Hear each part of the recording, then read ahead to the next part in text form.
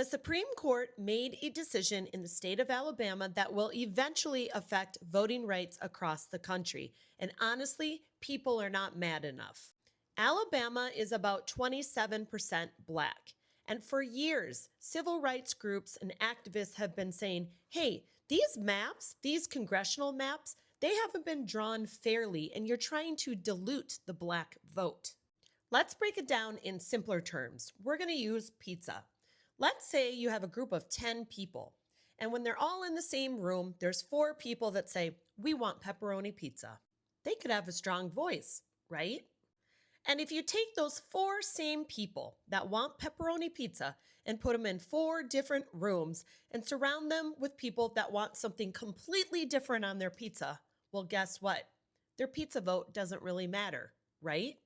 Lower courts have previously ruled that Alabama needed to redraw the congressional maps to make the maps fair so that black voters would have proper representation when it came to voting. But yesterday, Donald Trump's Supreme Court said, Alabama, you can move forward and don't worry about diluting those black voters. And some people might think, well, that's just Alabama, that won't affect me. But the problem is that it will affect you because guess what? This will start happening across the country.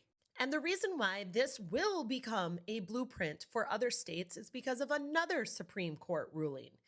Last week, the Voting Rights Act was gutted by Donald Trump's Supreme Court. And basically, the Voting Rights Act says, hey, states, if you feel like your maps are drawn unfairly, bring it to court and we'll work it out.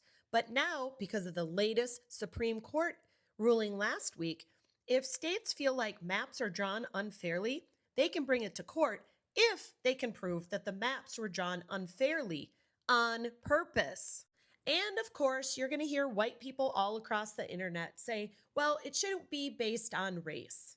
And the whole reason why we initially had the Voting Rights Act is because we needed laws so that racist white people would be forced to give black and brown voters the chance to cast a ballot.